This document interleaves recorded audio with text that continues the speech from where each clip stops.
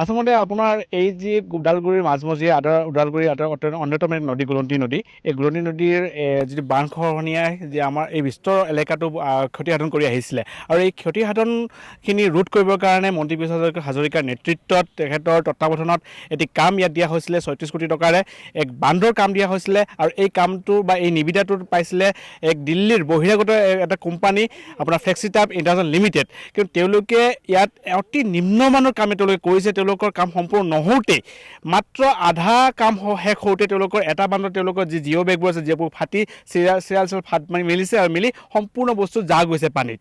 আৰু আমি এই সমস্ত তথ্যৰ তথ্য জনা অধিকাৰৰ তথ্যত আমি আবেদন জনাইছিলোঁ, ইয়াত তথ্য বিচাৰিছিলোঁ, কিন্তু তেওঁলোকে ইয়াৰ তথ্য তেওঁলোকে সম্পূৰ্ণকৈ নিদিলে। তেওঁলোকে ভেকু ভাওনাহে তেওঁলোকে কৰিলে। আমি ইয়াৰ এই কামৰ উচিত তদন্ত বিচাৰিছোঁ আৰু লগত তেওঁলোকে যি তথ্য জনা অধিকাৰ যিটো তেওঁলোকে ভেঙুচালি কৰিলে তাৰ ওপৰতো আমি আইনী ব্যৱস্থা লোৱাৰ আমি যোজা কৰিছোঁ। তেওঁলোকে যদি এই নিম্ন কামটো তেওঁলোকে সম্পূৰ্ণ ভালদৰে নকৰে তেন্তে আমি তেওঁলোকৰ ওপৰতো আমি আইনী ব্যৱস্থা ল'বলৈ আমি বাধ্য হ'ম।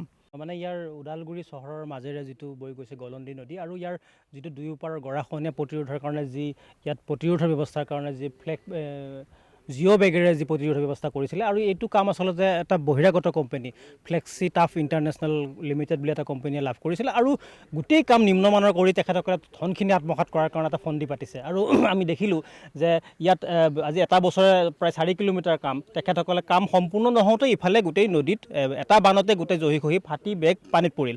গতিকে আচলতে এই বাহিৰাগত কোম্পানীসমূহক কোনে বৰপীৰা পাৰি দিছে? ইয়াত নিশ্চয়কৈ ৰাজনৈতিক হাত আছে। গতিকে আমি সন্দেহ কৰিছোঁ আৰু আমি দাবী জনাইছোঁ ইয়াত উচিত তদন্ত হ'ব লাগে, CM পৰ্যন্ত তদন্ত হ'ব লাগে আৰু মন্ত্ৰী পীযুষ হাজৰিকাৰ যি জলসম্পদ বিভাগত ইমানকৈ লুণ্ঠন হৈ আছে তেখেতসকল নিমাত কিয় আছে আচলতে আমাৰ সন্দেহ হৈছে। গতিকে আমি এই জাতীয়তাবাদী যুৱ ছাত্ৰ পৰিষদে দাবী জনাইছোঁ এই যি নিম্নমানৰ কাম এই বাহিৰাগত কোম্পানীয়ে লুণ্ঠন কৰিবৰ কাৰণে সাহস ক'ত পালে ইয়াৰ প্ৰত্যুত্তৰ কিন্তু চৰকাৰে দিব লাগিব আৰু ইয়াক ৰাইজক ৰাজহুৱা কৰিব লাগিব। কি কাৰণত তেখেতসকলে এই কাম লাভ কৰিছে আৰু এনেকৈ লুণ্ঠন কৰিবৰ কাৰণে সাহস কৰিছে আমি জাতীয়তাবাদী যুৱ ছাত্ৰ পৰিষদে প্ৰশ্ন কৰিছোঁ আৰু ইয়াৰ উচিত তদন্ত হ'ব লাগিব। আৰু ইতিমধ্যে আমি ইয়াৰ কিছু তদন্তৰ কাৰণে আমি আগবাঢ়িম আৰু দৰকাৰ হ'লে গণতান্ত্ৰিকভাৱে আমি আন্দোলনৰ কাৰণে আমি কৰিম।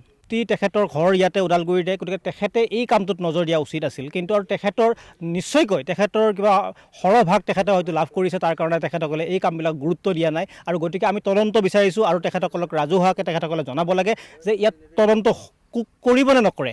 যদি নকৰে আচলতে আমি বুজিবলৈ বাকী নাথাকিব কাৰ হাত আছে ইয়াতে আমি আচলতে গম পাম।